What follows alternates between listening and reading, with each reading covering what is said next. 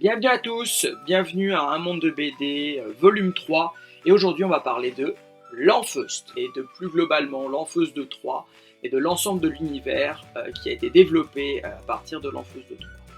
Alors de qui parle-t-on? On parle d'une bande dessinée publiée de 1994 à 2001 pour l'Enfeust de Troie. Donc vous voyez ici les pochettes des 8 premiers volumes. L'aventure continue avec une première extension qui est l'Enfeust des étoiles. Voici ici les 8 volumes aussi, qui est publié de 2002 à 2008. Donc on a à peu près un volume par an.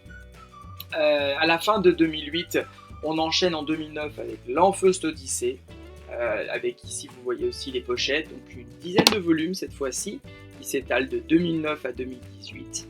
Donc on parle de beaucoup de volumes, de grandes factures, éditées à peu près avec un rythme d'un volume par an, ce qui est un rythme un peu soutenu, mais qui n'est pas non plus intolérable.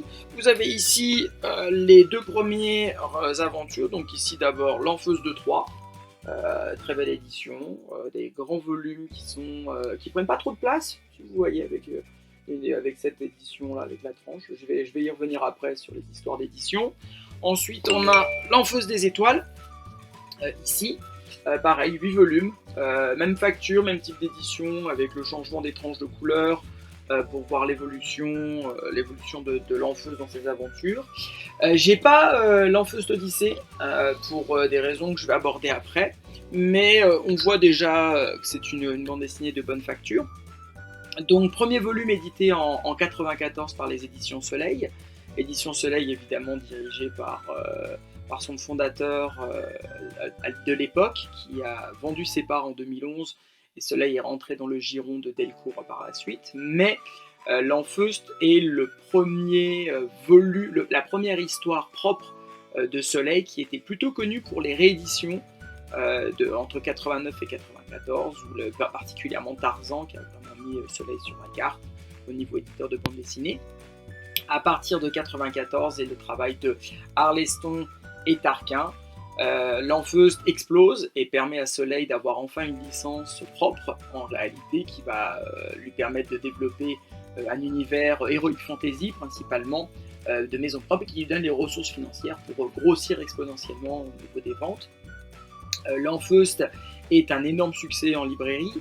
Les derniers chiffres en 2008, sur le dernier volume de l'Enfeust des étoiles, le volume 8, on parle de 300 000 bandes dessinées de tirage, donc on est dans le top 10 à l'époque, pour l'Enfeust des étoiles, qui est donc la suite directe de l'Enfeust de Troie. Donc on parle d'un gros tirage, donc beaucoup de volumes de bandes dessinées publiés, et un gros succès en général de la bande dessinée. L'Enfeust donc donne naissance à l'Enfeust de Troie, des étoiles, Odyssée. Il y a maintenant l'Enfeust Quest, qui est donc une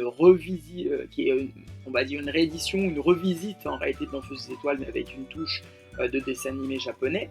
Et il y a une multitude de bandes dessinées dont sont issues l'univers de Troie. Sixi de Troie, Trolls de Troie, Les Conquérants de Troie, vous voyez ici quelques pochettes. Le tout ayant comme point commun Arleston, le scénariste, et qui change en fonction des différentes histoires de dessinateurs. Tarquin se concentrant principalement sur l'Enfeust de Troie, l'Enfeust des étoiles et la trame principale. Et Soleil fournit en réalité d'autres dessinateurs à Arleston pour continuer à agrandir l'univers de l'Enfeust. Il y a plusieurs éditions, évidemment, sur chacun des volumes, donc faites attention lorsque vous allez acquérir les bandes dessinées. Il y a une vingtaine d'éditions, je pense, sur l'Enfeust de Troie, un petit peu moins sur l'Enfeust des étoiles. L'Enfeust Odyssée est beaucoup plus récent, donc je suis un petit peu moins familier avec le nombre d'éditions, mais c'est une bande dessinée qui est quand même présente en réalité assez massivement dans tous les libraires et dans tous les bouquinistes. Alors, maintenant, spoiler alert. Donc, on va parler de quoi raconte et qu'est-ce que couvre en réalité l'Enfeust de Troie et l'Enfeust des étoiles. Donc, si vous voulez pas que je vous spoil les aventures de l'Enfeust, il va falloir vous projeter à la fin de ce morceau-là, où il y aura de nouveau le bandeau spoiler qui va apparaître. Donc, spoiler. L'Enfeust suit des aventures du personnage de l'Enfeust en lui-même, qui est un forgeron doté d'un pouvoir pour faire fondre du métal. Le monde de Troie, en réalité, est un monde très intéressant d'Heroic Fantasy, car chaque personnage de Troie a un pouvoir magique unique. Je peux me télétransporter, faire pousser les cheveux, agrandir mes ongles, me transformer en ce que je veux. Et chaque personnage, en réalité, va utiliser son pouvoir, à bon escient ou à mauvais escient, jusqu'au moment où l'Enfeuste rentre en contact avec un morceau, en réalité, qui est relié à une bête imaginaire qui lui donne le pouvoir infini, c'est-à-dire la capacité de faire tout avec son pouvoir magique. Et évidemment, il se retrouve embrigadé dans une multitude d'aventures et il doit affronter un autre personnage, évidemment méchant, qui a la même faculté que lui lorsqu'il rentre en contact avec cet animal mythique de Troie, d'avoir la capacité de tout contrôler. Il y a 8 volumes, c'est une aventure extrêmement plaisante à lire et avec une qualité d'écriture très bonne, très humoristique, avec des moments extrêmement sérieux, extrêmement tristes, mais le tout avec un sens du mot extrêmement agréable. Donc l'Enfeuste est une très bonne bande dessinée. On passe un grand plaisir à lire cette bande dessinée, à suivre les aventures de l'Enfeuste, du début où il est au fin fond d'un village à taper sur des bouts de métaux jusqu'à la fin où littéralement eh bien, il sauve l'univers, il sauve le monde. L'aventure continue pour l'Enfeuste par la suite dans l'Enfeuste des étoiles, qui est une très très bonne suite et une prolongation où en réalité cette fois-ci on découvre que le monde de Troie était en réalité un laboratoire pour des empires intergalactiques où des gens dotés de capacités extrasensorielles étaient ramenés, les ancêtres donc des personnages qu'on rencontre dans l'Enfeuste de Troie avaient donc été amenés sur cette planète, mis en contact avec cet animal mythique qui développe les pouvoirs. Donc on en apprend beaucoup plus sur les origines de tous ces personnages. Évidemment, il y a encore des batailles de pouvoir au niveau intergalactique et l'Enfeuste se retrouve au milieu de ça. 8 volumes qui se lisent aussi extrêmement bien, des jeux de mots truculents, le personnage évidemment central de l'Enfeuste est pas le personnage le plus intéressant, même s'il reste le héros de l'histoire. Le personnage le plus intéressant c'est évidemment Ebus, le troll, où là l'auteur Arleston laisse cours à son imagination pour créer un Obélix, mais en beaucoup plus intéressant et beaucoup plus profond que le personnage central. D'ailleurs, sans Ebus le troll, je pense pas que l'Enfeuste aurait eu le même succès, parce que les autres personnages sont assez classiques. On a l'amoureuse un peu cucu-concon, on a la vraie amoureuse qui, elle, est une dominatrice formidable, et des personnages secondaires qui sont assez classiques. Par contre, le troll, Ebus rend vraiment l'histoire excellente sur les 16 premiers volumes. On a une suite avec l'Enfeuste Odyssée, où cette fois-ci les personnages reviennent sur Troie, mais ça n'a plus la même saveur. J'ai moins d'affinité avec l'Enfeuste Odyssée, pour une raison de lassitude. Ça n'a rien à voir avec la qualité du dessin ou même de l'histoire. C'est juste qu'au bout de 16 volumes, j'ai l'impression qu'on a fait un peu le tour quand même des aventures de l'Enfeuste. On reste quand même sur des choses qui deviennent un peu répétitives à la longue. Et c'est pour ça que je ne les ai pas encore achetés. J'attendrai en occasion, en réalité, d'avoir un coffret, où je les prendrai en une fois et je prendrai le temps de les lire. C'est un petit peu le même sentiment que j'ai avec les Trolls de Troie, qui est l'un des meilleurs spin-offs. Il y aura un volume sûrement plus tard qui couvrira Trolls de Troie plus précisément.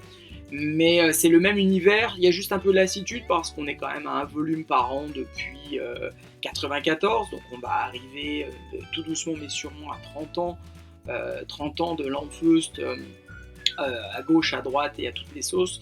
Et c'est vrai que les différents spin-offs, que ce soit les Conquérants de Troie, que ce soit tous les autres univers, font qu'il y a un petit peu de saturation, au moins de ma part. On verra dans le futur comment Arleston va continuer à pouvoir développer l'Enfeuste. Voilà, fin du spoiler. Alors le coup, donc l'Enfeuste de Troie a eu plusieurs séries d'éditions, à partir de 94 jusqu'à aujourd'hui. On va donc trouver assez facilement des volumes d'occasion, entre 8 et 10 euros, je pense, pièces. En neuf, on les trouvera à 15 euros. On peut trouver très facilement, je pense, de l'Enfeuste de Troie et de l'Enfeuste des étoiles en occasion. C'est un petit peu plus dur pour l'Enfeuste Odyssée, parce que la série est tout simplement un peu plus récente. donc mécaniquement vous avez un petit peu moins de marché, et surtout on a aussi des volumes de vente qui sont un peu plus faibles sur l'Enfeust des étoiles, sur l'Enfeust Odyssée, tout simplement parce qu'il y a un petit peu de lassitude, et donc des volumes, des volumes un peu plus réduits, on va dire, sur le tirage, parce que l'Enfeust s'est développé à travers toute une multitude de séries. On a évidemment d'abord l'Enfeust de Troie, l'Enfeust des étoiles, l'Enfeust Odyssée, l'Enfeust Quest. On a aussi Trolls de Troie, les Conquérants de Troie, les Guerrières de Troie. On a toute une multitude de bandes dessinées qui sous-divisent en réalité les achats. Et lorsqu'on voit par exemple qu'en 2008, le dernier volume, le volume 8 de l'Enfeust des étoiles est tiré à 300 000 exemplaires, et que quelques années après, un Enfeust Odyssée est tiré à 75 000. Donc on voit quand même un changement d'échelle aussi, et que le pic vraiment de la qualité de l'Enfeust reste avant tout l'Enfeust de Troie et l'Enfeust des étoiles. Il ne faut pas oublier que l'Enfeust a longtemps été préédité dans l'Enfeust Mag, qui était donc le magazine lancé par Soleil, où des pages étaient prééditées sur la plupart des volumes. Suite au rachat de Soleil par Delcourt en 2011, le magazine était de notoriété publique déficitaire, et malheureusement l'aventure de l'Enfeust Mag s'est arrêtée, je crois, en 2018. Donc c'était la fin des prééditions. Je ne sais pas si ça a vraiment marqué ou si ça a changé grandement l'univers de l'Enfeust, qui continue à suivre son bonhomme de chemin. Alors les produits dérivés sur l'Enfeust, ils sont nombreux. On voit ici plusieurs exemples de figurines que vous pouvez assez facilement trouver. Il y a des figurines en plastique de petite taille, de qualité un peu moindre. On a par contre des figurines, genre par exemple cette Sixila ou l'Enfeust sur un dragon, vraiment d'une très très bonne facture. Donc vous pouvez agrémenter votre bibliothèque avec des produits, vraiment des statuettes et des petites figurines de très bonne qualité. On a eu 2 jeux vidéo, donc vous avez ici les pochettes qui ont été éditées à la fin des années 2008-2010. Il n'y a pas eu de follow-up, il n'y a pas eu d'autres aventures sur ça.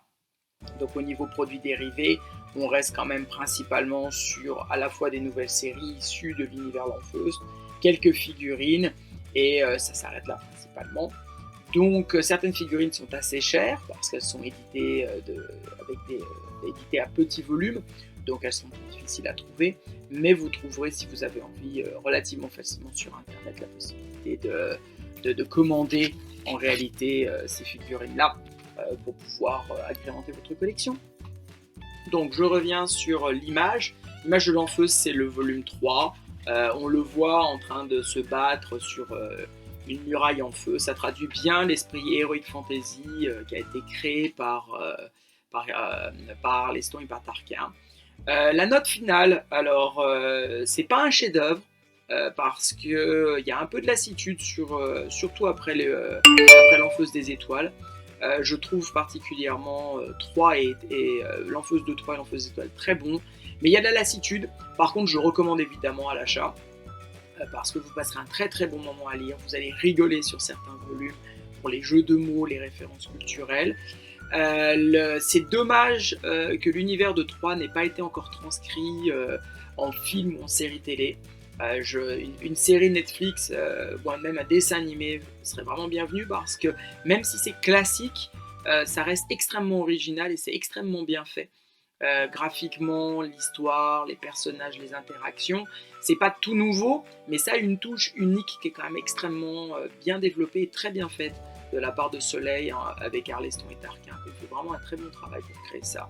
Et donc voilà, donc je vous recommande grandement l'achat de l'Enfeust, plutôt d'occasion, en neuf si vous voulez faire un beau cadeau.